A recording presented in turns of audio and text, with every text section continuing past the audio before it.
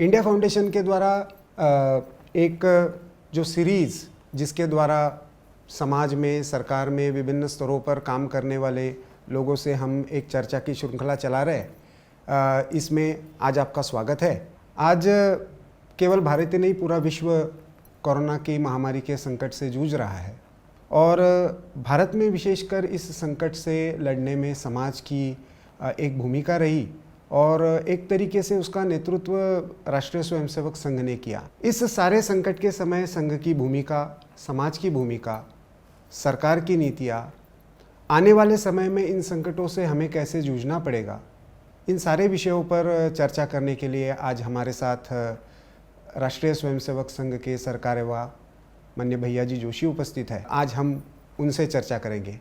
नमस्कार भैया जी। ये सारा कोरोना संक्रमण का जो एक कालखंड आया, इसमें संघ ने एक बहुत महत्वपूर्ण भूमिका निभाई है। भारत के समाज ने भी इसको एक अलग तरीके से रिस्पॉन्ड किया है। आप सारे इस परिदृश्य को कैसे देखते हैं? देखिए, हमारी पीढ़ी ने तो इस प्रकार का महामारी का संकट पहली बार देखा है। इसके पूर्व भी कई संकट आए और प्राकृतिक और मानव निर्मित आपदाओं में हमेशा हम अनुभव करते आए और कुछ करते भी आए, परंतु इस प्रकार का ये महामारी का जो एक संकट है वो हम सबके लिए नया था।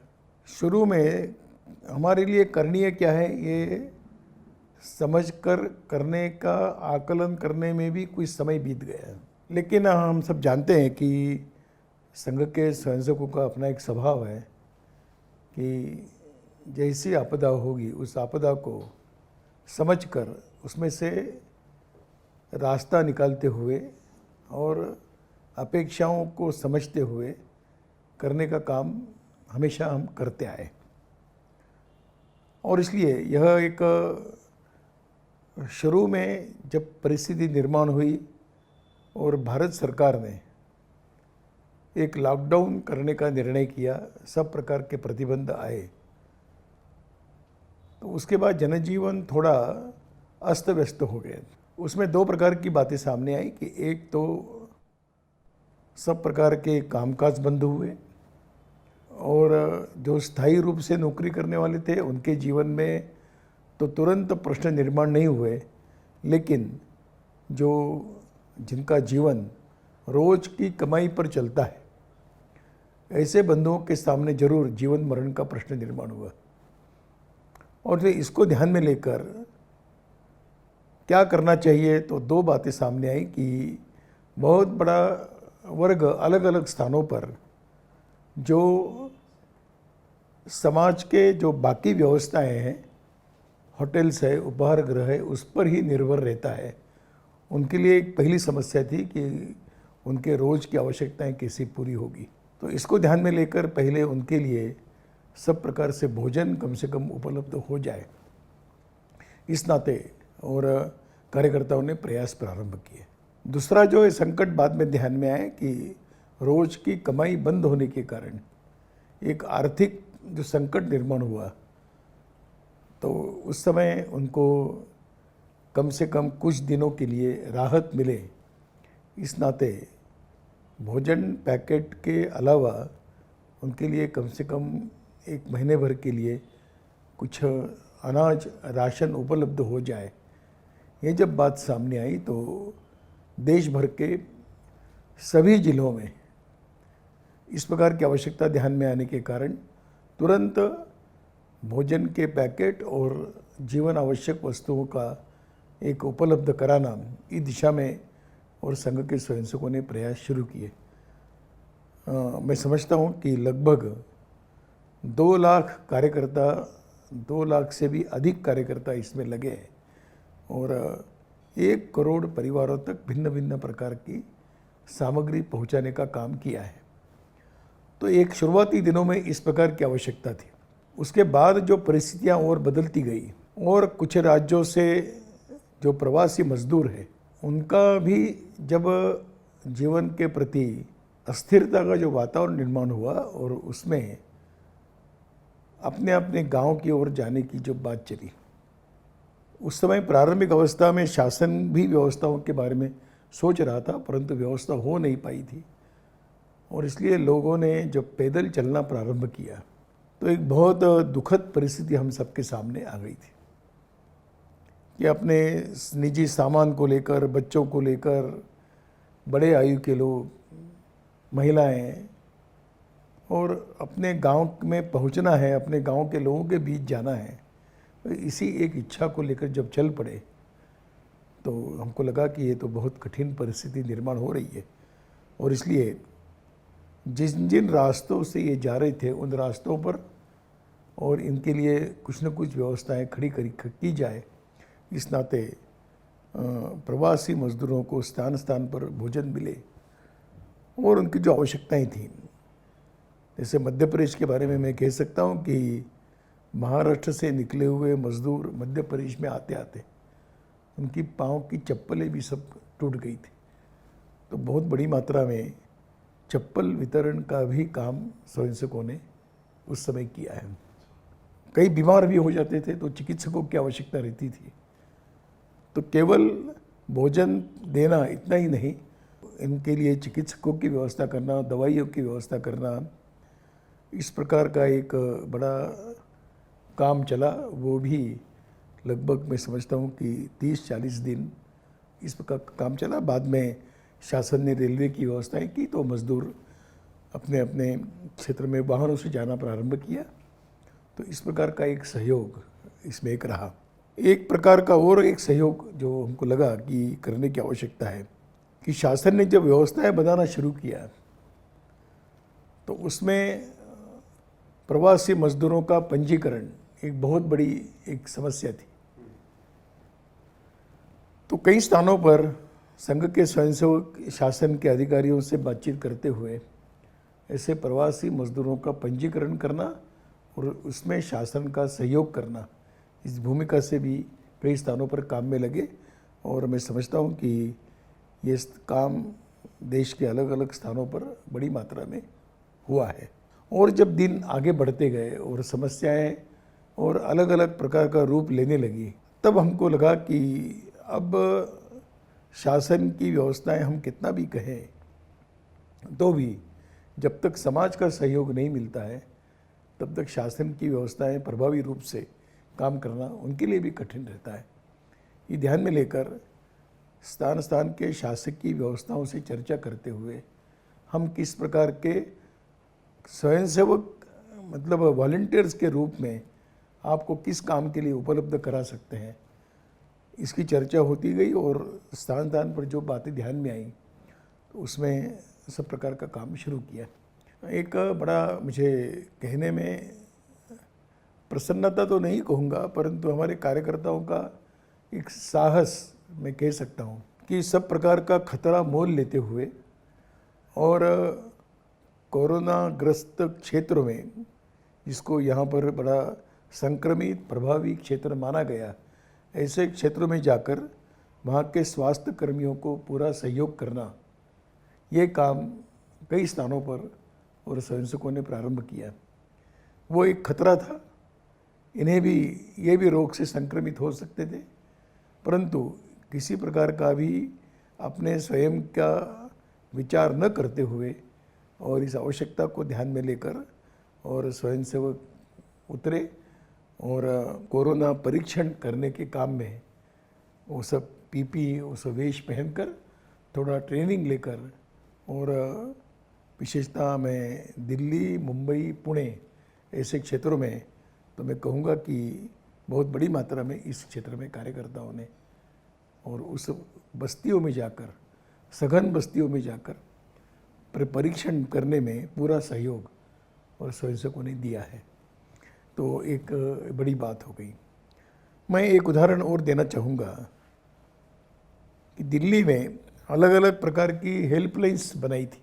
उसमें विशेषतः ईशान्य भारत से, उत्तर पूर्व के क्षेत्र से जो बड़ी संख्या में लोग दिल्ली में रहते हैं, उनकी कुछ समस्याएं थी, इसलिए उनके लिए एक हेल्पलाइन एक शुरू की थी। विद्यार्थियों की जिसका संख्या बहुत बड़ी है हाँ? उसमें। विद्यार्थियों की हाँ, संख्या बहुत विद्यार्थियों के लिए विशेषता सहायता चाहिए थी, तो बहुत बड़ा उसका लाभ और उत्तर पूर्व भारत के छात्रों को दिल्ली में हुआ। उसी प्रकार एक हेल्पलाइन ये भी शुरू की गई थी कि जिसको जो आवश्यकता है वो संपर्क करे, उनकी आवश्यकताओं की पूर्ति की जाएगी। तो कई लोगों के दूरभाष आते थे, तो उनके लिए भोजन उपलब्ध कराना, उनके लिए कोई सामग्री उपलब्ध कराना, तो बहुत ही अल्प समय में ऐसे जो दूरभाष से आते थे उन तक सामग्री पहुंच जाती थी। इस हेल्पलाइन का तो अन्य अन्य प्रांतों में जो लोग जब देखते थे कि हेल्पलाइन शुरू हुई है, तो उनको तो ये जानकारी नहीं रहती थी कि ये दिल्ली में व्यवस्था है, परंतु वो बताते थे कहीं अन्य अन्य प्रांतों में अटके हुए लोग हैं, उनकी भी कुछ मांगे आती थी, परंतु दिल्ली के हमारी व्यवस्था ने ऐसा ध्यान में लेकर उन प्रांतों को सूचित करना और उनकी व्यवस्था तुरंत करना, ऐसे कई प्रकार के कम्युनिकेशन की और अच्छी व्यवस्था होने के कारण इस हेल्पलाइन का बहुत अच्छा उपयोग हुआ है। एक हमने हेल्पलाइन सेवा भारती के नाम से शुरू की थी कि जिसको किसी प्रकार की भी सेवा की आवश्यकता है, तो हमारा अनुभव रहा कि वो जो सेवा चाहिए वो उसका लाभ बहुत लोगों को हुआ है और उसके कारण हम लोग कुछ बातें पहुंचा सके। एक तो एक इस प्रकार का कोरोना ग्रस्त पीड़ित बंधुओं के लिए जो आवश्यक लगा वो हमने किया है। लेकिन दूसरी एक बात ध्यान में आई कि सफाई कर्मचारी, स्वास्थ्य की सेवा में लगे हुए कर्मचारी, सुरक्षा के इसमें लगे हुए पुलिस डिपार्टमेंट के लोग, इन्हें भी कई प्रकार की सहायता की आवश्यकता रहती थी, क्योंकि ये सब प्रकार के बंधु 10-10, 12-12 घंटे एक ही स्थान पर खड़े होकर काम कर रहे हैं, तो उनके लिए भी कुछ जीवन आवश्यक चाय, अल्पाहार ऐसी व्यवस्थाएं भी करना आवश्यक ऐसा समझकर कार्यकर्ताओं ने उनकी भी चिंता करने का प्रयास किया। और जैसा मैंने कहा कि आरोग्य कर्मियों को सहायता करनी चाहिए, इसलिए प्रशिक्षण लेकर भी इस प्रकार का कार्य शुरू किया है। और बहुत एक पीड़ादायक कालखंड रहा और स्वयंसेवकों ने बहुत ही संवेदना के साथ इन सब प्रकार के कामों को किया है।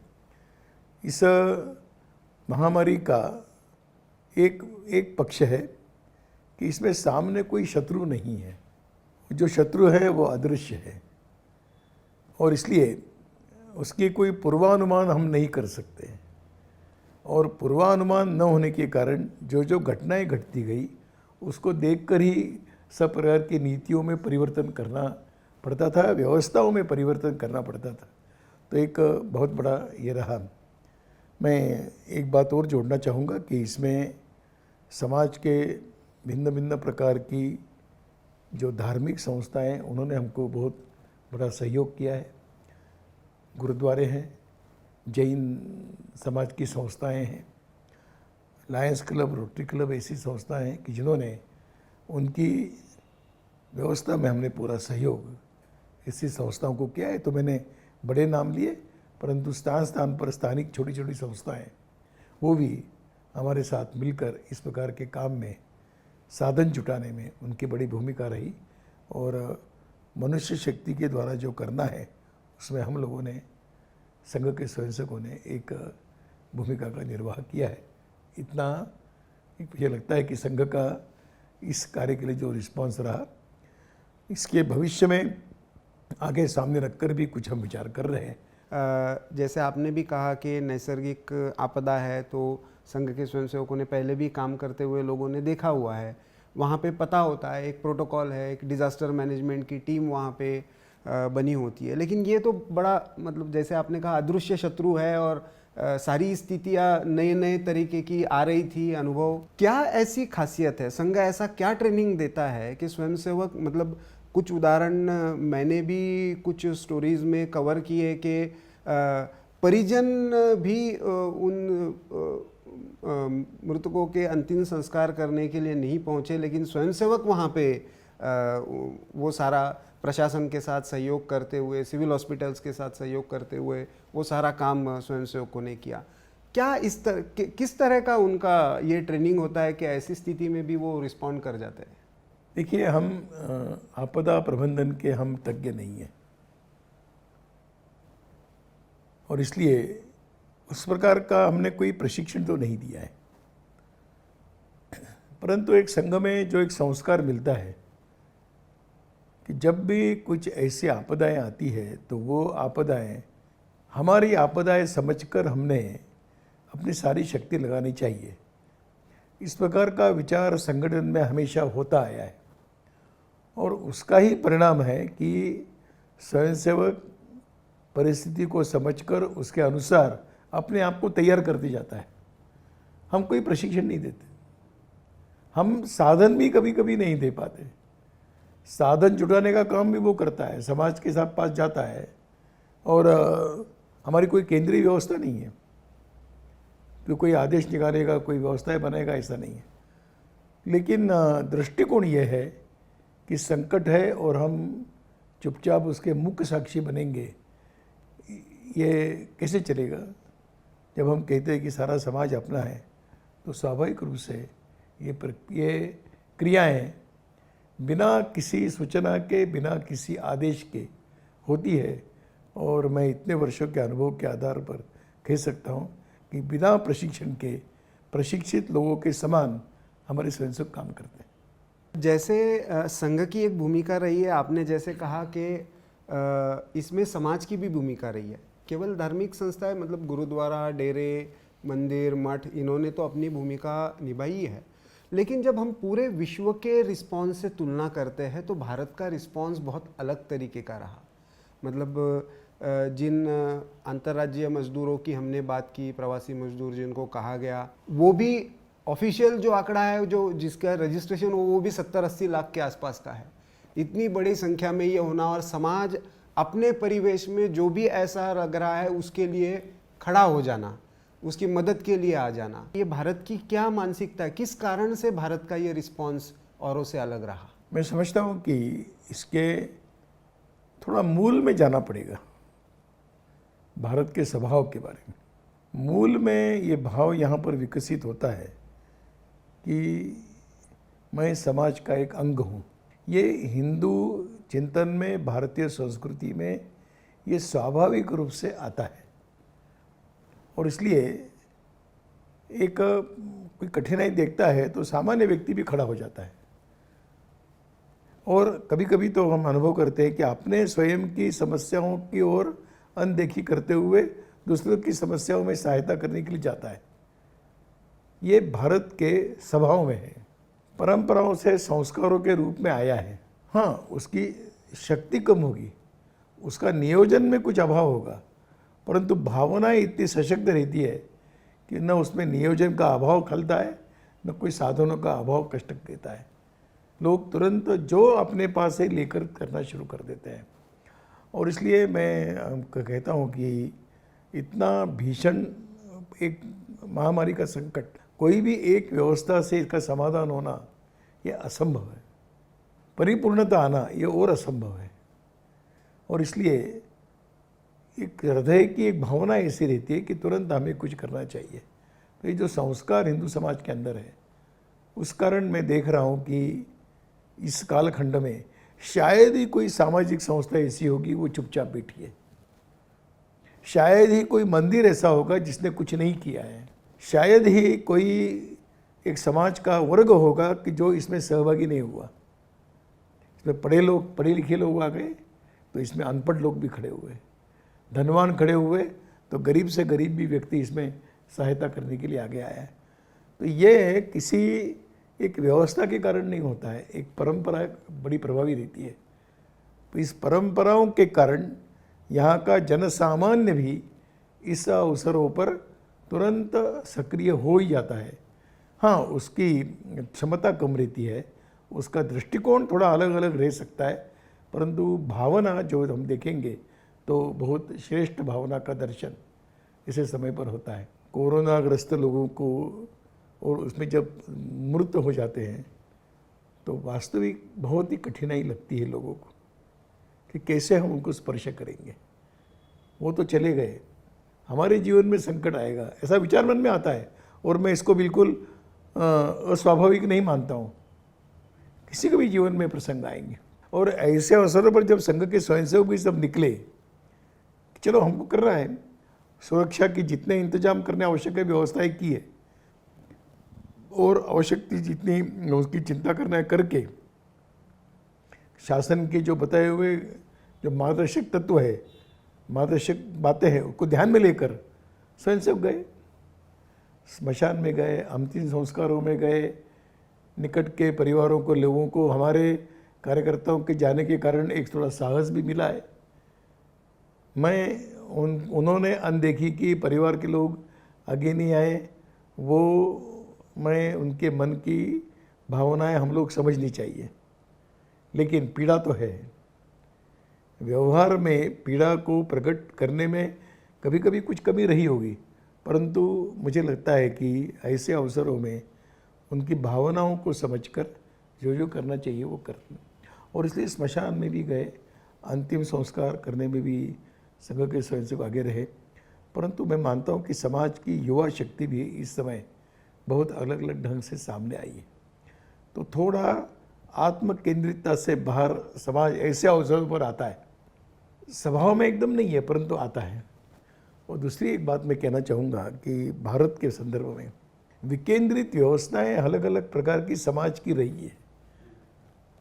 तो मंदिर केंद्रित रहा, जाति बिरादरी केंद्रित रहा, सामाजिक संस्थाओं के केंद्रित सारा जीवन रहा, और इसलिए ये सभी प्रकार के जो व्यवस्थाएं हैं विकेंद्रित, वो सभी प्रकार की व्यवस्थाएं सक्रिय ऐसे अवसरों पर स्वाभाविक रूप से हो जाती है। उसका हमें बहुत दर्शन इस बार हुआ है। मैंने जैसा पहले कहा उसको हम स्वीकार करते हैं कि शक्ति कम रहती है, कल्पकता में कभी कभी अभाव रहता है, पर भावनाओं की शक्ति का कोई जोड़ नहीं है। ये विशेष बात हम सबको इसमें ध्यान दें। सरकारी व्यवस्था के बारे में आपने जैसे कहा कि वो परिपूर्ण नहीं हो सकती, समाज का सहयोग लेना पड़ता है। इसमें एक बहुत बड़ा विषय इस संदर्भ में चर्चा में अभी जो आया वो स्वास्थ्य सेवा और स्वास्थ्य की जो सारी व्यवस्था है, हेल्थ इंफ्रास्ट्रक्चर जिसको कहा गया। बल्कि लॉकडाउन के पीरियड में ये भी कहा गया कि जितनी उसको लेकर तैयारी हो सके। मुझे जहाँ तक स्मरण है, संघ पहले से इन विषयों पर बात करते रहा है। स्वास्थ्य की सेवाएं ये ज़्यादा से ज़्यादा मजबूत हो, स्वास्थ्य सेवाएं ये अफोर्डेबल और एक्सेसिबल हो, सबको उपलब्ध भी हो, कम खर्चे में हो। इसको लेकर संघ का एक प्रस्ताव भी आया है। तो आप आने वाले समय में, क्योंकि ये केवल अभी सरकार का विषय नहीं रहेगा, स्वास्थ्य की सेवाओं को हमें निरंतर मजबूती से आगे बढ़ाना है, तो उसको लेकर किस तरह का, क्योंकि संघ ने पहले भी इसको लेकर बहुत सारे प्रयास किए हुए हैं। देखिए, इसमें मैं बात कहना चाहूँगा कि अपने प्रधानमंत्री जी ने भी ये कहा कि जिस प्रकार का संकट है और हमारी व्यवस्थाओं में कमी है, तो साधनों में कमी है, और इसलिए हम अन्य देशों की तुलना में साधनों में हम पीछे हैं, और इसलिए हमें बहुत अधिक चिंता करनी चाहिए। इसमें मैं 2-3 हिस्सों में मैं बताना चाहूँगा। और इसलिए यहाँ पर सरकार ने जो प्रथम दिन से जो आह्वान किया है कि इसके नियमों का पालन करो, नियमों का पालन करो तो होगा। और मुझे इस बात की प्रसन्नता है कि समाज के सब प्रकार के वर्ग ने इन नियमों को स्वीकार किया। दुनिया के देशों में लॉकडाउन के स्थिति में क्या हुआ मैं जानता नहीं हूँ, परंतु भारत में इतने लगातार इतने लंबे समय के लिए इस प्रकार का लॉकडाउन स्वीकार करना, ये केवल सुरक्षा बलों के बल पर नहीं है, तो समाज ने मन से इसको स्वीकार किया, तो एक बहुत बड़ी शक्ति इस प्रकार की रही। दूसरा एक मैंने अनुभव किया कि व्यवस्थाओं में, स्वास्थ्य की सेवाओं व्यवस्थाओं में कमी होगी, परंतु काम करने वालों का अद्भुत परिश्रम रहा है। जो भी उनके पास साधन उपलब्ध थे, उन्होंने उसका पूरा उपयोग करते हुए, साधनों का पूरा उपयोग और स्वयं की भी शक्ति का पूरा उपयोग। और हम अनुभव कर रहे हैं, अभी हम देख रहे हैं कि इस सारे महामारी के संकट में कई स्वास्थ्यकर्मी, चिकित्सकों ने भी अपनी जान खोई है। अगर वो उस सेवा में नहीं रहते तो उनको पर कोई संकट नहीं था। और जब इस प्रकार का संकट है और मेरी जिम्मेदारी है कि मुझे काम करना है, तो व्यवस्थाओं का अभाव होते हुए भी कर्मचारियों की जो दृढ़ निष्ठा रही है इसके बारे में, वो एक अवर्णनीय है, अद्भुत है। और इसलिए हम तो बार बार कहते हैं कि हमारे ये सभी स्वास्थ्यकर्मी, चिकित्सक, ये इनका साहस और इनका परिश्रम ये शब्दों में वर्णन नहीं कर सकते। तो इतनी व्यवस्थाओं के अभाव होने के बाद भी ये हुआ है। सरकार ने, मैं समझता हूँ कि इस समय अफोर्डेबल की बहुत ज़्यादा प्रश्न नहीं आया। जो जो भी इसके संकट में आया उसको सब प्रकार की सुलभ व्यवस्थाएं सरकार ने उपलब्ध कराने का व्यवस्था की। हाँ, सरकार ने जनता से आह्वान किया है, और मैं समझता हूँ कि प्रधानमंत्री राहत कोष में जिस प्रकार से लोगों की सहायता पहुँची है, तो वो भी एक अद्भुत है, और इसका उपयोग पूरा सरकार ने किया। इसलिए गरीबी के कारण, पैसों के अभाव के कारण कोरोना में कोई त्रस्त हुआ ऐसा अनुभव तो अभी तक तो नहीं है। इसलिए मैं समझता हूँ कि स्वास्थ्य सेवाएं जो भी आवश्यक लगी वो सब प्रकार की व्यवस्थाएं की है। और इतने अस्थायी और विलगीकरण की व्यवस्थाएं बनाना इतनी आसान बात नहीं है। अभी वो राज्यों की सरकारों की सामर्थ्य पर निर्भर करता है, उनकी व्यवस्था कुशलता पर निर्भर करता है। पर जहाँ तक केंद्र सरकार का अगर हम विचार करें, तो केंद्र सरकार ने इसके बारे में बहुत ही और कदम उठाए, सभी को आह्वान किया। कुछ राज्यों की क्षमता के दुर्बलता के कारण हो नहीं पाया होगा, लेकिन सामान्यतः अनुभव सब प्रकार की व्यवस्थाओं ने मानवीय दृष्टिकोण से इस संकट को सामने रखकर पुरुषार्थ किया है। इसलिए इसमें सुविधा के अभाव में कुछ समस्या हुई ऐसा बहुत कम है। पर्याप्त मात्रा में सुविधाएं देने का प्रयास हुआ है। ठीक है, कुछ राज्यों में किसी कारण से इसका प्रमाण अकल्पनीय बढ़ा, उसके कारण कुछ समस्याएं जरूर है, लेकिन मैं समझता हूँ कि शासन ने पूरा ध्यान रखने का प्रयास किया है। ये जैसे एक स्वास्थ्य से जुड़ा हुआ संकट बना रहा, वैसे ही आने वाले समय में लगता है कि इसका एक स्वाभाविक परिणाम जो है, क्योंकि सारी गतिविधियां रुक गई, उद्योगों पर इसका परिणाम हुआ, और इस वजह से एक आर्थिक संकट भी ये लगता है। इस समय के अंदर तात्कालिक व्यवस्थाएं, राशन पहुंचाना, भोजन की व्यवस्था करना, ये तो सब हुआ, लेकिन ये माइग्रेंट वर्कर्स अभी फिर से वापस लौटना, उसमें भी कुछ समय जाएगा, सारी औद्योगिक गतिविधियां शुरू होने में भी समय जाएगा। तो ऐसी स्थिति में ये आर्थिक संकट, क्योंकि संघ के विचारों से प्रेरित बहुत सारे संगठन उद्योग और आर्थिक क्षेत्र में भी काम करते हैं, और उन्होंने भी कुछ पहल की है, तो इस आर्थिक संकट को संघ कैसे देखता है? देखिए, इसमें एक संकट अलग अलग प्रकार के हैं। ये जो मजदूरों का स्थलांतरण हुआ है, ये एक विशेष परिस्थिति में हुआ है। इसकी स्थलांतरण करने की आवश्यकता न रहे, ये इसका दूरगामी समाधान है। आज तुरंत वो दूरगामी समाधान आज नहीं सोच सकते, परंतु इसका निश्चित समाधान तो उसी में है कि मजदूरों का कम से कम रोज़गार के लिए बहुत बड़ा स्थलांतरण हो। ये किसी भी देश के लिए उचित नहीं, परंतु ये सिद्धांत हो गया। आज व्यवहारिक धरातल पर अगर हम आते हैं, तो लोगों को रोज़गार चाहिए, और बड़े बड़े रोज़गार बिना मजदूरों के बंद हो सकते हैं। इसलिए उद्योग चलाने वालों को भी मजदूरों की आवश्यकता है, और मजदूरों को भी रोज़गार की आवश्यकता है। और इसलिए ये जो एक स्थलांतरण हुआ है, मैं इसको अस्थायी मानता हूँ, और संभावना है कि बहुत बड़ा प्रतिशत सामान्य परिस्थिति आते ही फिर अपने अपने स्थान पर जाने की बहुत बड़ी संभावनाएं हैं। परंतु इसके साथ साथ कुछ प्रतिशत तो वर्ग जरूर ऐसा रहेगा कि जो अब अपने गांव की तरफ गया है, वो वहीं रहना पसंद करेगा, और ये स्वाभाविक है। और इसलिए राज्यों को एक आवश्यकता ध्यान में आती है कि राज्यों ने करने की आवश्यकता है कि ऐसे अपने स्थान पर आए हुए, लौट कर आए हुए मजदूरों का फिर एक बार पुनर्वसन कैसा हो, उनको रोज़गार यहीं पर उपलब्ध कैसे हो, इसका विचार और राज्य सरकार ने प्रारंभ करना चाहिए और किया भी है। मैं समझता हूँ कि कुछ राज्यों ने इसमें अच्छी पहल की है और जो कौशल्य विकास का जो प्रश्न आता है, तो कौशल्य विकास की योजनाएं हम जितनी अच्छी बनेगी उसके आधार पर मज़दूरों को उस क्षेत्र में ही किस प्रकार के और कौशल मज़दूर चाहिए, अगर वहीं उपलब्ध हो जाएंगे तो बाहर से आने की आवश्यकता नहीं रहेगी। और इसलिए एक अच्छा, इस संकट में भी एक अवसर है कि इस समस्या की समाधान की दिशा में अच्छे प्रयोग किए जाएं। तो यह एक मुझे लगता है कि यह एक बहुत आवश्यक बात होगी। इस संकट में भी एक अवसर भी है, इस अवसर को और अच्छे परिणामों की दिशा में परिवर्तित करना। तो इसमें सरकार और स्वयंसेवी संस्थाएं इसमें आगे आएंगी और कौशल विकास में, स्किल डेवलपमेंट में अगर अच्छी योजनाएं बनती हैं, स्किल डेवलपमेंट के विषय में थोड़ी अपनी सीमाएं छोड़नी पड़ेगी और आवश्यकताओं को ध्यान में लेकर स्किल डेवलपमेंट का।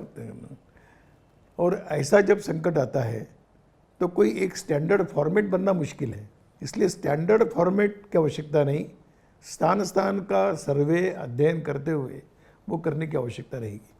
तो कुछ राज्यों ने इस दिशा में अच्छी पहल प्रारंभ की है, लेकिन बहुत बड़ी मात्रा में मजदूर वापस जाएगा। उद्योग चलना है तो तुरंत वहाँ मजदूर मिलेंगे ऐसा नहीं है। और इसलिए, और अभी मैं अनुभव कर रहा हूँ कि लौटने की प्रक्रिया भी धीरे धीरे प्रारंभ हुई है, लोग जाना चाहते हैं, तो उद्योग चलाने वाले भी चाहते हैं कि मजदूर मिले, तो उस दिशा में अच्छी पहल होगी। इस कारण एक और बात ध्यान में आ गई कि जितना इसको डिसेंट्रलाइज करते जाएंगे इन व्यवस्थाओं को, उतना अच्छा होगा। तो अभी हमारे यहाँ कुछ राज्य है कि जहाँ से मजदूर ज़्यादा स्थलांतरण करते हैं और कुछ राज्य है कि वहाँ पर ज़्यादा स्थलांतरित मजदूर आते हैं। जहाँ उद्योग ज़्यादा है वहीं पर बाहर के मजदूर आते हैं। अब उद्योगों का केंद्रीकरण होगा तो ये स्वाभाविक है, परंतु मैंने कहा ना कि कुछ लॉन्ग टर्म बातें हैं, तो उद्योगों का विकेंद्रीकरण होगा, इसके लिए कुछ समय लगेगा, पर तत्कालीन स्थिति में तो मजदूर वापस जाएंगे, उद्योग शुरू होंगे, और तभी उद्योग शुरू होंगे तो रोज़गार शुरू हो जाएंगे। दूसरा सबसे बड़ा जो नुकसान हुआ है, जो स्वयं रोज़गार करते हैं उनके जीवन में प्रश्न है। रोज़ का काम है, रिक्शा चलाते हैं, सब्जी की गाड़ी चलाते हैं, छोटी मोटी चाय की टपरी चलाते हैं, उनके जीवन में ज़रूर प्रश्न ज़्यादा आए हैं। तो ऐसे सब लोगों को फिर कैसे उनका जीवन पूर्ववत प्रारंभ होगा, जब तक ये लॉकडाउन और उसकी समस्या, उसके कारण निर्माण हुई समस्या जब तक हल नहीं होगी, तब तक ये रोज़ का जीवन प्रारंभ नहीं होगा। और इसलिए मुझे लगता है कि शासन का, मैं इस बारे में मैं उनकी पहल का हम स्वागत करते हैं कि उन्होंने अनलॉक पद्धति शुरू की है। अब लॉकडाउन नहीं है, अनलॉक है। ताला लगाया है, ताला खोलना है, तो ताला खोलने का भी एक प्रक्रिया रहेगी। तो मुझे लगता है कि ये दृष्टिकोण सरकार ने सामने रखने के कारण बहुत ही अल्प समय में ये सारी बातें फिर एक बार शुरू होगी। ये ज़रूर है कि संकट भी एक तरफ कम होता जाए तो ये बातें सामान्य होती जाएगी। और इसलिए भारत की सामाजिक रचना में जितना इसका स्वयं रोजगार है और विकेंद्रीकरण है, वो जितना होगा उतना लाभदायक होगा। तुरंत तो ये जो पुरानी व्यवस्थाएं हैं उसको फिर एक बार अल्प समय में शुरू होनी चाहिए, और मुझे लगता है कि ज़्यादा दिन नहीं चलेगा, बहुत जल्दी ये प्रक्रिया शुरू हो जाएगी। आर्थिक विषय में और एक जो बिंदु चर्चा में आया है, प्रधानमंत्री जी ने भी उस पर कॉल दिया, स्वयंसेवी संगठन भी, संघ विचारों से प्रेरित संगठन भी उसके बारे में अभी कुछ ना कुछ पहल कर रहे हैं, वो स्वदेशी और आत्मनिर्भर भारत का है। तो किस तरह से आत्मनिर्भरता, क्योंकि अभी तो ग्लोबलाइजेशन का युग माना जाता है, एक दूसरे पर निर्भरता बहुत ज़्यादा है, तो ऐसे में लोग स्वाभाविक रूप से खास करके आर्थिक विषयों के जानकार ये सवाल करते हैं कि किस तरह से ये आत्मनिर्भर भारत होगा। क्या केवल बॉयकॉट किसी का करने से ये संभव है क्या? इसमें एक अगर हम थोड़ा अध्ययन करें तो एक ध्यान में आता है कि कई प्रकार के जिलों में कई प्रकार के उत्पादन होते हैं। प्रधानमंत्री जी ने बहुत अच्छा शब्द प्रयोग किया है कि लोकल के लिए वोकल बनो। अगर इसको बढ़ावा मिलता है, छोटे छोटे काम है, मैं उदाहरण के लिए बताऊंगा कि बेकरी है तो उस निश्चित सीमा के क्षेत्र में बेकरी उत्पादनों की जितनी आवश्यकता है वो वहीं पर पूरी होगी, वो बाहर से आने की आवश्यकता नहीं। तो ऐसा एक बहुत बड़ा अध्ययन करते हुए और ऐसे उस जिलों की सामान्य बातों की आवश्यकताएं वहीं पर पूरी करने की व्यवस्था बनी। मैं मानता हूँ कि कुछ वस्तुएं ऐसी सामग्री कि जो छोटे उद्योगों में होने वाली नहीं है तो बड़े उद्योगों में चलेगी। तो ऐसे छोटे उद्योगों को प्रोत्साहित देने का काम हर जिला उसको अगर केंद्र माने, थोड़ा और बड़ा उद्योग है तो उसको राज्य केंद्र माने, राज्यों को केंद्र में रखकर विचार करें। और उसके आगे जाना है तो फिर एक जागतिक स्तर पर विचार करना है। तो ये ठीक है कि आज परस्परावलंबन का जीवन प्रारंभ हुआ है, परंतु ये अवसर है कि हम अपने देश की आवश्यकताएं हम अपने देश में पूरी करेंगे। उसके नीचे जब जाएंगे अपने राज्य की आवश्यकता हम राज्य में पूरी करेंगे।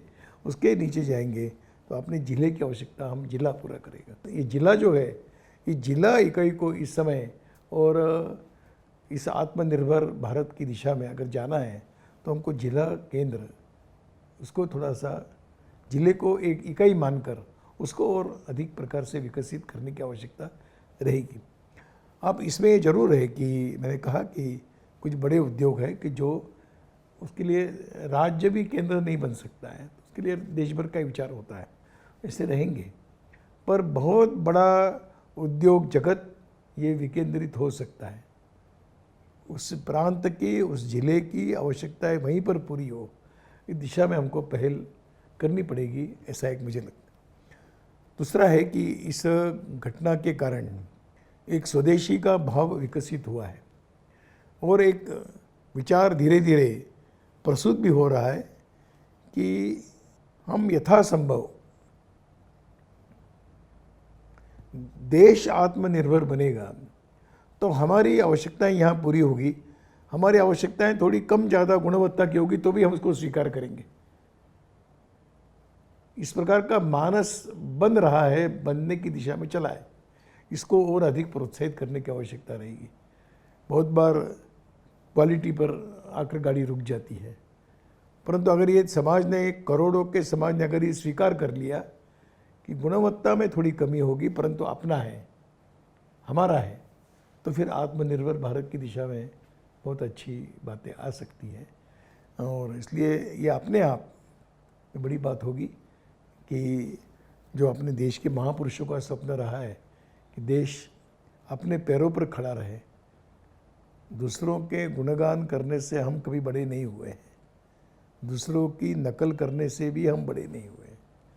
अपने यहाँ पर प्रतिभाएं हैं, पुरुषार्थ करने का है, जो भी एक सहयोग चाहिए वो सहयोग करने की अगर व्यवस्था अच्छी बन जाती है तो मैं समझता हूँ कि आत्मनिर्भर भारत ये केवल नारा नहीं रहेगा, प्रत्यक्ष में ज़मीन पर उतरा हुआ हम देख सकेंगे।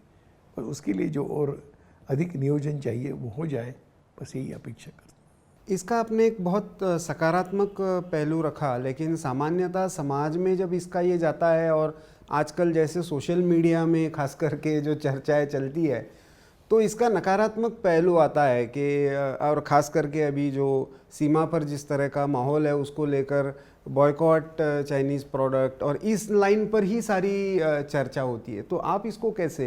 देखिए, ये तो स्वाभाविक है। जब इतनी बड़ी चर्चा किसी एक देश को लेकर सारे दुनिया भर में चल रही है तो भारत में भी चलेगी। उसका प्रतिनिधि कोई एक देश बन गया है, आज चीन बन गया है, और इसलिए स्वाभाविक रूप से ये बिना किसी के प्रयत्नों से सामान्य व्यक्ति कह रहा है कि हम ये नहीं लेंगे, हम इसको सहयोग नहीं करेंगे। तो ये मुझे लगता है कि एक स्वाभाविक मन की भावनाएं इस प्रकार से प्रकट हो रही है किसी अघोषित शत्रु के खिलाफ। और ये मैं समझता हूँ कि एक ये केवल किसी एक देश तक सीमित नहीं रहेगा, आगे चलकर अपना आत्मनिर्भर दिशा में जाएगा, ऐसा मुझे लगता है। शुरू में नकारात्मक लग सकता है कि किसी देश की वस्तुओं को बायकॉट करो, परंतु समाज जीवन की आवश्यकता है, वो जब पूरी नहीं होगी तो बहिष्कार करने से कैसे चलेगा, तो पूरी होने की भी व्यवस्था चाहिए। आज शुरुआत इससे हुई कि हम इनकी चीज़ें नहीं लेंगे, हम चीन की चीज़ें नहीं लेंगे। ये एक स्वाभाविक हुआ है, किसी जन आंदोलन नहीं बनाया है। आज सामान्य रास्ते पर जुड़ने वाला व्यक्ति भी पूछता है चीन का हमको नहीं चाहिए। अब इसके बारे में तो चीन को सोचना पड़ेगा क्या करना है, लेकिन ये अवसर जरूर मैं मानता हूँ, और ये केवल भारत के लिए नहीं तो ये दुनिया के लिए भी अच्छा संदेश है कि हर देश अपनी अपनी आवश्यकताएं अपने बल पर पूरा करे, दूसरों का शोषण करे और दूसरों पर निर्भर रहे।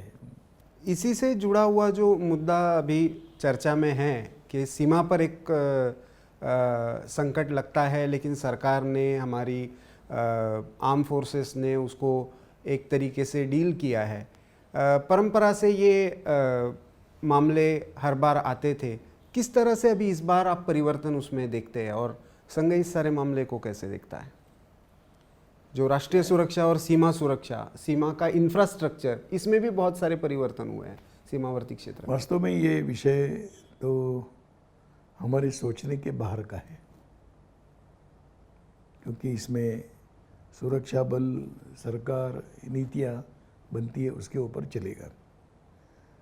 पर कोई भी देश अपने देश की सीमाओं पर आक्रमण को कैसे स्वीकार कर सकता है, और इसलिए परस्पर संबंध बनना ये निर्भर करता है कि कैसे होगा। कोई भी देश अपने सीमावर्ती देशों के साथ तनाव नहीं चाहता है, परंतु इसका विचार दोनों तरफ से होने की आवश्यकता रहती है। और इसलिए आज की वर्तमान परिस्थिति में मुझे ऐसा लगता है कि इसका समाधान देश की सब प्रकार के सेना, वायुदल और नौसेना, सरकार के हमारे रक्षा मंत्री, प्रधानमंत्री, इन सब ने मिलकर इसका विचार करते हुए इस संकट से भारत की सुरक्षा कैसे होगी, क्योंकि ये सामान्य जनों का विषय नहीं, ये सरकार और सेना का विषय है। और जहाँ तक हम सामान्य लोग हैं, सेना पर हम पूरा विश्वास रखते हैं कि अपनी सेना का सामर्थ्य अच्छा है, और इसलिए इस सामर्थ्य को ध्यान में रखते हुए सरकार अपनी नीतियाँ और इस बारे में जो योजना बनाना है वो बनाए। मैं इतना विश्वास के साथ कह सकता हूँ कि इस समय शासन जो पहल करेगा, समाज शासन सरकार के पीछे खड़ा रहेगा, इतना विश्वास तो व्यक्त कर सकता। कोरोना के संदर्भ में एक और विषय चर्चा में आया, और संघ का, समविचारी संगठनों का उसमें बहुत बड़ा योगदान भी रहा है, उसमें सोच भी रही है, वो शिक्षा को लेकर है। आज डिजिटल एजुकेशन की बात चल रही है, लेकिन समाज के हर वर्ग के पास ये शिक्षा पहुंचना इतना आसान भी नहीं है। तो ऐसे में आने वाले समय में शिक्षा में परिवर्तन होंगे। समाज केंद्रित शिक्षा की संघ बात करता ही रहा है, तो ऐसे में शिक्षा क्षेत्र को लेकर चुनौती, या संघ के और भी संगठन इसको लेकर कुछ पहल कर रहे हैं क्या इस बीच में? देखिए, इसमें अभी का एक वर्तमान तुरंत जो संगठन है, तुरंत जो संकट है, वो एक भिन्न प्रकार का है। उसमें दो पहलू हैं कि अपने भारत में शासकीय व्यवस्था के साथ साथ निजी शिक्षा संस्थान भी बहुत बड़ी मात्रा में हैं, कि जो समाज के सहयोग पर ही चलते हैं। अब इस आर्थिक संकट में वो कैसे इसको निर्वाह करेंगे, ये उनके सामने प्रश्न है, क्योंकि वो स्वयं अपने ही बल पर खड़े हैं। इसमें बहुत बड़ा जो उसका हिस्सा है वो समाज उठाता है एक शिक्षा शुल्क के माध्यम से। उस पर थोड़ा असर इस कालखंड में होने वाला है। तो संस्थानों का एक संकट है, और जो आर्थिक संकट में है उनको इस प्रकार की कैसी शिक्षा उपलब्ध होगी, ये भी एक संकट सामने है, मुझे लगता है कि इसका बहुत अलग अलग लोगों ने मिलकर विचार करने की आवश्यकता रही। और ये संकट कम से कम 1 साल रहने वाला है। भिन्न भिन्न प्रकार के आधुनिक माध्यमों का सहयोग करते हुए शिक्षा दी जाए, इसकी भी अपनी एक सीमा है। अगर हम माने कि 8% जनजाति क्षेत्र है कि जहाँ पर सभी इतने दूर दराज में ये सब व्यवस्थाएं पहुँची हैं, ऐसा नहीं है, उनका क्या होगा? बहुत बड़ा जो वर्ग है कि जो गरीबी रेखा के नीचे जीवन जीता है, वो उनके पास इस प्रकार के साधन नहीं है, उनके बच्चों का शिक्षा का क्या होगा? तो ये जो आधुनिक साधनों का उपयोग करते हुए शिक्षा पहुंचाने की बात हो रही है, इसकी अपनी एक सीमा है, इसमें से कुछ रास्ता निकालना पड़ेगा। स्वयंसेवी संस्था इसका जिम्मा कुछ उठा सकती है कि वो बच्चों का कोचिंग करे, बच्चों को सिखाए, अपने घर में कोचिंग क्लास जैसे चलाएं, और इस 1 वर्ष को हम इसको अपने योजनाओं के आधार पर 1 वर्ष पार कर लें, फिर अगले वर्ष की जो बात आएगी उसमें कुछ बातें सुलभ हो सकती है। हमको अभी समाज के, हम तो चाह रहे हैं कि समाज के सब प्रकार की ऐसी व्यवस्थाएं मिलकर 1 वर्ष का विचार अभी तुरंत करना चाहिए। अफोर्डेबल एजुकेशन और क्वालिटी एजुकेशन, ये हमारा हमेशा का सिद्धांत रहा है। उसकी व्यवस्थात्मक पक्ष इस कालखंड में भिन्न प्रकार का होगा, उसका व्यवहारिक विचार करना पड़ेगा, ऐसा मुझे लगता है। और इसलिए अभी तुरंत जो आवश्यकता है कि शैक्षिक वर्ष में किसी भी छात्र का नुकसान न हो, इसको सामने रखकर विचार करना चाहिए कि नहीं तो 1 साल शिक्षा भी रुक जाएगी। भारत के पूरे इसमें समाज जीवन में 1 साल का अंतर आ जाता है, तो ये किसी देश को भी ये समझता हूँ कि अनबेयरेबल होगा, इसको समझना पड़ेगा। और इसलिए इसमें और मुझे विश्वास है कि समाज की सब प्रकार की शक्ति का ठीक नियोजन हो जाएगा, इस वर्ष को हम इस समस्या से बाहर ला सकेंगे। भारत की परंपरा में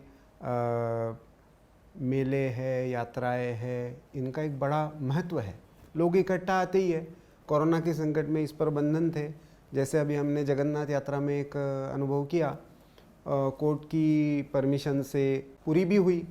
जो परंपरा है, क्योंकि यही समाज को जोड़ के भी रखती है, और फिर भी अभी कुछ समय तक, कम से कम जब तक इसका कोई हल ना निकल जाए, तो ऐसे में लोग प्रश्न खड़ा कर रहे हैं। ऐसे में किस तरह से समाज इन चीज़ों को देखे? देखिए, फिर यहाँ पर अपने समाज को मैं नमस्कार करना चाहूँगा। इतने हजारों वर्षों की परंपराओं से जुड़ा हुआ भावात्मक, लेकिन इस संकट में हमको इन बातों के साथ थोड़ा समझौता करना चाहिए। ये समाज ने स्वीकार कर लिया, ये शासन के नियंत्रण के बाहर की बात थी, वास्तव में शासन के नियंत्रण के बाहर थी, परंतु ये समाज का सोचने का स्तर ही ये दर्शाता है कि हम लचीलापन हम कितना ला सकते हैं अपने इसमें। और इसलिए जगन्नाथ की यात्रा को लोगों ने स्वीकार कर लिया, ठीक है, इस साल नहीं होगी। अभी सूर्य ग्रहण हुआ कुरुक्षेत्र में, लोग बताते थे कि प्रतिवर्ष यहाँ पर ग्रहण के समय लाखों लोग आते हैं। एक बार, इस बार कोई नहीं गया। तो लोगों ने अपने मन के स्तर पर, अपने छोटे स्तर पर ईश्वर की कल्पना अपने हृदय नजरों के सामने करते हुए अपने अपने घर में पूजा पाठ किए हैं। तो ये भारत की एक बहुत बड़ी विशेष बात है कि परंपराओं के साथ भी हम आवश्यकता पड़ने पर थोड़ा लचीलापन रखकर हम इसको स्वीकार करेंगे। इसलिए पंढरपुर का प्रश्न हल हुआ, जगन्नाथ की यात्रा का प्रश्न हल हुआ, मंदिर बंद थे, लोगों ने अपने घर में ही और पूजा करना प्रारंभ किया। किसी ने मजाक में कहा, पहले कुछ मंदिर थे, अब घर घर में मंदिर बन गए। अब ये बात इतनी बड़ी है कि घर घर में लोगों ने पूजा पाठ वगैरह सब करे, यही मंदिर, यही देवता है हमारा। ठीक है, मंदिर एक हमारा प्रतीकात्मक है, जाना चाहिए, पर इस कालखंड में नहीं जा सकते, नहीं जाएंगे। तो ये जो लचीलापन है ना, फिर दुनिया के सामने एक बार भारत का एक विशेष परिचय इन सब मेलों के कारण वगैरह सब हुआ है। जरूर है कि मंदिर एक शक्ति के केंद्र है, मंदिर एक प्रेरणा के केंद्र है, मंदिर एक श्रद्धा के केंद्र है। हमारे मेले एक जीवन को दिशा देने वाले हैं, वो शीघ्रता से पुनः पूर्ववत होने चाहिए, ये हम सबकी इच्छा है। परंतु अगर समाज जीवन के स्वास्थ्य को सामने रखकर ये नियमों का पालन करना है तो पालन करने वाला समाज भी हमने देखा एक अद्भुत है, ऐसा मुझे लगता है। ये सारी प्रश्नों का संघ इसको कैसे देखता है? संघ की इसमें हमेशा से समाज ने देखा है कि सकारात्मक भूमिका होती है, कंस्ट्रक्टिव रोल होता है। सरकार किसी की भी रहे, चाहे सुरक्षा का प्रश्न हो, समाज की आपत्ति का प्रश्न हो, लेकिन ऐसी स्थिति में भी कुछ तत्व ऐसे दिखाई देते हैं कि वो समाज में चाहे भेद पैदा करने का, अमेरिका में कुछ वर्ण भेद के कारण कुछ समस्या हुई, उसके आधार पर भारत में भी उस वैसा क्यों नहीं हो रहा है रिएक्शन, इस पर चर्चा शुरू करने का, इस सारे समस्याओं से हमने ये माइग्रेंट वर्कर्स के इसमें भी देखा, ऐसे प्रयास हुए कि लोगों को भड़काना है किसी जाति के आधार पर, संप्रदाय के आधार पर। यह आने वाले समय में एक संकट माना जा रहा है कि ऐसे तत्व बहुत सारे हैं, तो इनको समाज को कैसे देखना चाहिए? संघ इसके बारे में कुछ पहल ऑलरेडी कर रहा है क्या?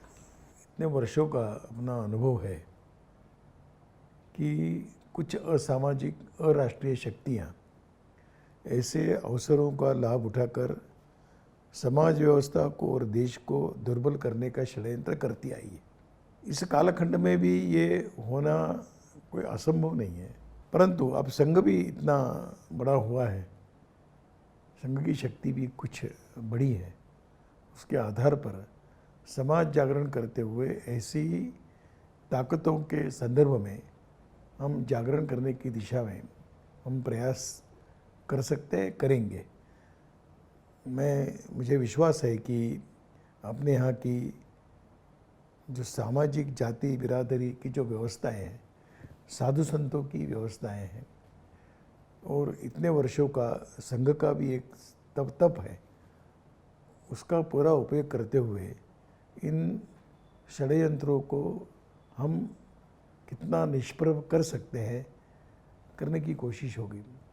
और मैं समझता हूँ कि इतने आसानी से ऐसे तत्व सफल नहीं होंगे, भारत के अंदर नहीं होंगे, क्योंकि भारत का मानस उत्तेजित होता है, भारत का दुर्बल वर्ग पीड़ित होता है, उसको समझना पड़ेगा, पीड़ा दूर करने का प्रयास करना पड़ेगा। और इस संकट का लाभ उठाते हुए अगर देश को कोई दुर्बल करना चाहेगा तो मैं समझता हूँ कि संघ जैसे संगठन अपनी समाज जागरण की भूमिका प्रभावी रूप से करेंगे तो इस संकट से समाज को सुरक्षित किया जा सकता है। इस दिशा में प्रयास करने की, सबने मिलकर करने की आवश्यकता है। संघ इसमें कुछ जरूर अपने स्वयंसेवकों की शक्ति के बल पर कुछ पहल करेगा। संघ का ये मत भी रहा है, आपने भी बहुत बार ये पहले कहा हुआ है कि भारत के जो समस्या है वो भारत की तरीके से सुलझनी चाहिए। कुछ भेद हो सकते हैं समाज में, कुछ तनाव आ सकते हैं, लेकिन उसका भारतीय तरीका है। तो मुझे लगता है आज के संदर्भ में और भी महत्वपूर्ण हो जाता है। बिल्कुल निश्चित है, हर देश की समाज रचना और समाज का मानस भिन्न प्रकार का है, इसलिए हमारे यहाँ की समस्याओं का उत्तर हम अन्य देशों की तरफ देखकर नहीं ढूंढ सकते, क्योंकि प्रश्नों को समझते हैं, प्रश्नों के जड़ को समझते हैं, उसके समाधान को भी समझते हैं, और इसलिए भारत की जो समस्याएं हैं वो दूसरों के चश्मों से और दूसरों के साधनों से हल नहीं होगी। यहाँ की मूल बात को समझकर इसका समाधान ढूंढना पड़ता है, और संघ ने इस दिशा में प्रयास भी किया है। यहाँ के प्रश्न है तो समाधान यहीं के मार्ग से निकलेगा, और समाज मन जो है अपना यहाँ का, वो एक विशेष सीमा से आगे विकृत करने की कोई कोशिश किसी की सफल नहीं होगी। हाँ, ये बात जरूर है कि ऐसे सोचने वाली सकारात्मक शक्तियों को और अधिक प्रभावी पहल करनी पड़ेगी, ये निश्चित है, हम करने की कोशिश करेंगे। एक अंतिम प्रश्न है, वैश्विक परिदृश्य कोरोना ने पूरा बदल दिया है। अभी ये माना जाता है कि जियोपॉलिटिकली, जियो स्ट्रेटेजिकली, और इसमें भारत के सामने चुनौतियां तो है, लेकिन भारत जो आत्मनिर्भरता की बात कर रहा है, समाज का जागरण हो रहा है, उसके सामने बहुत सारे अवसर भी हैं। तो इस परिदृश्य में भारत के आने वाले भारत की जो एक जिसको कभी न्यू इंडिया कहा जाता है, कभी आत्मनिर्भरता के साथ जोड़ा जाता है, रिसर्जेंट इंडिया कहा जाता है। तो ऐसे भारत के लिए समाज इन सारी चुनौतियों को और अवसरों को किस तरीके से देखे और संघ इसमें किस तरीके से इस भारत के नवनिर्माण की प्रक्रिया में अपनी भूमिका को देखता है बदलते हुए परिदृश्य में। इसमें मैं दो बातें कहूँगा कि एक बार दुनिया इसके बारे में सोचे कि भारत में इस संकट का एक सीमा में प्रभाव हुआ है।